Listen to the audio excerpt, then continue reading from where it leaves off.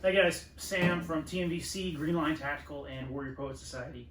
Today is about day 8 of the quarantine, so I thought I'd make another night vision video and throw out some more knowledge for you guys because you're probably as bored as I am. But anyway, today specifically we're going to talk about line pair resolution, what it means, how it works, how it pertains to different systems, and go a little bit in depth on it and hopefully arm you guys with a little bit more knowledge. Anyway, line pair resolution or center resolution. You'll find it on your factory data sheet.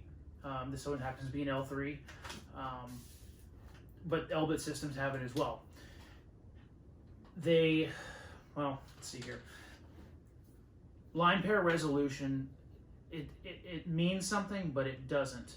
So I've written out this informative whiteboard, and we'll kind of go along and talk about a couple things. So it's represented as center resolution and,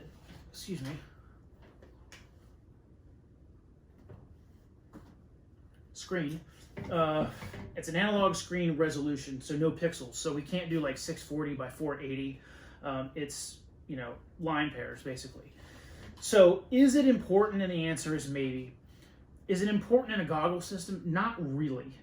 The human eye cannot tell the difference between a 64 and a 72 line pair goggle system. So if you're running around with a 64 line pair system, don't feel like you've got to run out and get a 72 or whatever, unless you just want to chase FOM. You can chase FOM all you want and really not gain anything. And line pair resolution has a lot to do with that. However, where it does mean something, or it's more important, is a clip-on night vision system. So if you're into long-range shooting, if you need that capability to shoot out beyond, say, 200 or 300 meters at night, the clip-on night vision system is really, or a scope, but really the clip-on is what we're talking about. That is the capability, or this is the piece of gear that you need. And when you start talking about clip-ons, you're incorporating magnification with the optic. And that's where the line pair resolution really does matter. So if you have the option, always go with a higher line pair resolution in a clip-on device. This happens to be my PVS 27.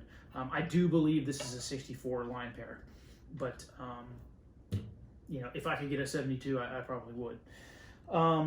They are represented in line pair resolution increments of 57, 64, 72, 81. 64 being the mil-spec minimum. Anything below, like say you get a 57, that's not a mil-spec tube. It's a com-spec tube. You'll have everything from 64 up to 81 line pairs. Again, can you tell the difference between a 57 and a 64 in a goggle system or monocular? No, you can't. The other thing relating to these thresholds or line pair increments, a 57 could actually be as high as a 63 line pair, but because it doesn't cross that threshold into 64 line country, it's not going to be listed, and it can only be listed as the lower tier or the lower increment. So a 64 could be as high as 71, and a 72 could be as high as 80. You know what I mean? So that's why you rarely can tell the difference between a 64 and a 72, or a 57 and a 64. So that's listed versus actual. So it's going to be listed as these four, but actuality, it could be much higher. Anyway, Gen 3 systems do lose resolution in highlight environments by as much as 20 to 40%. So know that as you enter, whatever environment, and you go from a very dark to a very light environment, you're gonna see some dimming, and you're gonna see a degradation in resolution.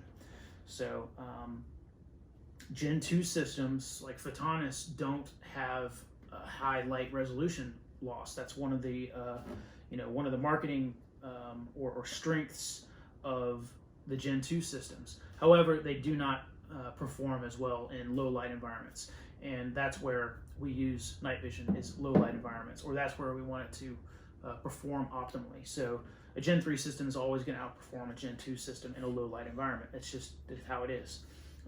Moving along, we've got these awesome drawings that I've done of some microchannel plates.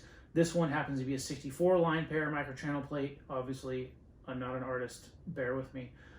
The other one is an 81 line pair. If you can see the 64, you can tell that there's some material and or gaps in between the microchannel plate holes versus the 81 line pair. So with the material that is between it, it gives strength to the microchannel plate versus the 81 line pair, where you can during the manufacturing process, because there's not a lot of material through the holes, they break, and then you have a lot of tubes that fail the manufacturing process. So their throwaway or failure rate of 81 line pairs is much higher. That's why you don't see very many of them on the market. They're perfecting the process, but it's going to be a few years. Right now, 64 line pairs is the industry standard. They can pretty much make those tubes in their sleep 24/7, 365.